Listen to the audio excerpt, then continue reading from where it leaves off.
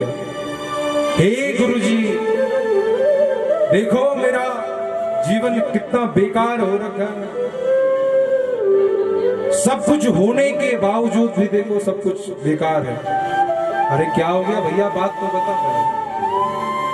कहा गुरुजी, हमारे घर में कोई संतान नहीं है।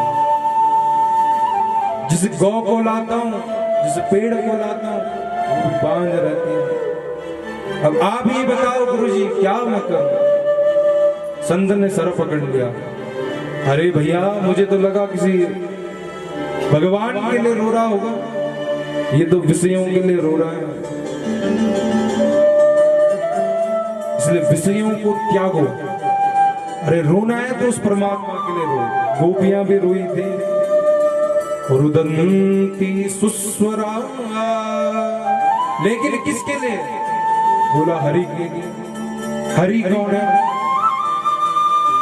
प्राणी नाम संपूर्ण पाप हरति इति हरि।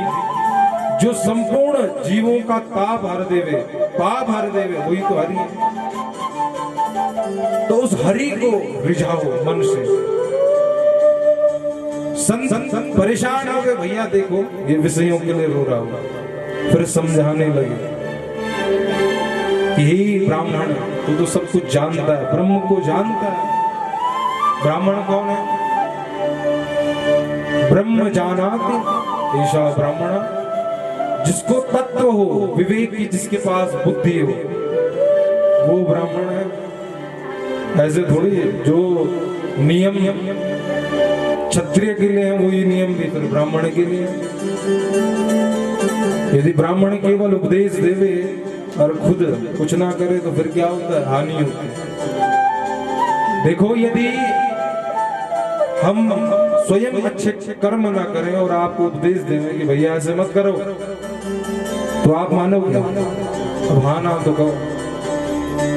पीछे वाले मानोगे आप लोग?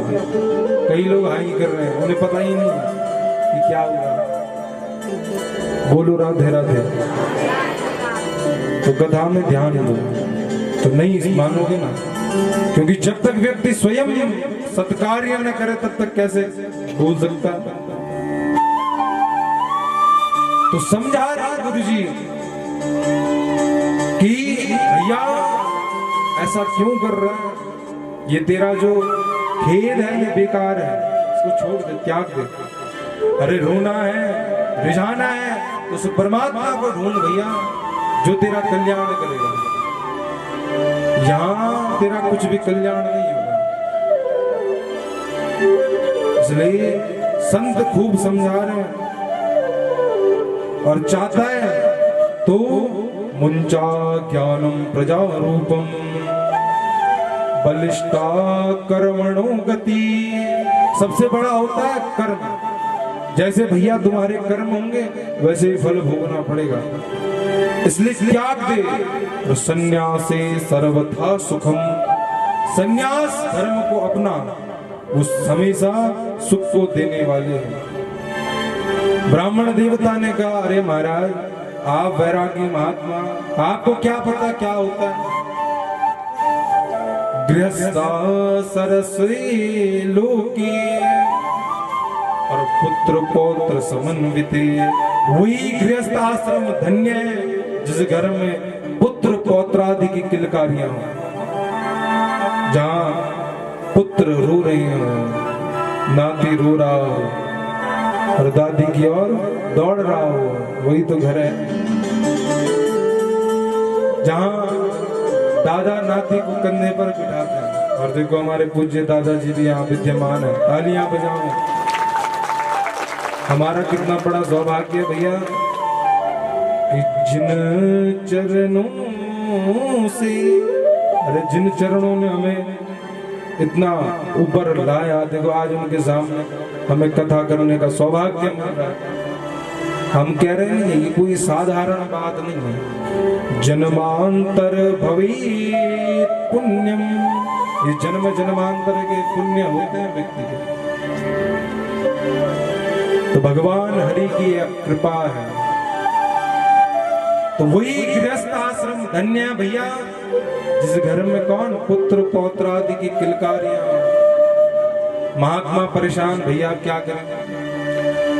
ब्राह्मण देवता ने कहा अगर आपने मुझे पुत्र नहीं दिया तो प्राण यही त्याग दूंगा। महात्मा ने कहा ना लेना ना देना भैया, अपने राम यूं ही फंस गए। तो कहा देख भैया, एक फल दे रहा हूं, अपनी पत्नी को दे देना, और इस फल के प्रभाव से निश्चित तेरे घर में एक दिव्य बालक होगा। अब तो आत्मदेव बड़े प्रसन्न हो गए, हे महाराज आपकी कृपा जब हो गई तो मूकम करोति वाचालम और पंगुम लंघयति गिरिम।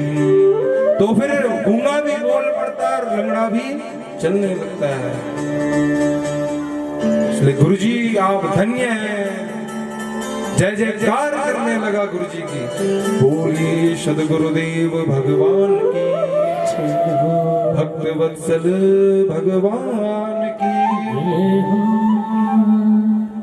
अब आत्मदेव महाराज घर आवे, आवाज मारते ही धुंधली जोर जोर से पुकारने लगी। कहा क्या हो गया महात्मा? कहा हे धुंधली, देख तेरे लिए क्या लाया, क्या लाया? तो फल दिखाने लगे। धुंधली मुस्कुरा पड़ी, अरे महाराज मैंने तो सोचा कि आपने मेरे लिए नवलखा हार लाया होगा, क्योंकि जो माताएं होती है बड़े आभूषणों से प्रेम करती है। यदि किसी के पास सुंदर आभूषण देख लिया तो फिर हृदय वही सोचता है कि हृदय विचारत, बार बार स्वामी से बड़ी आग्रह करे, अरे कभी हमें भी दर्शन कराओ। तो ये स्वभाव है किसका?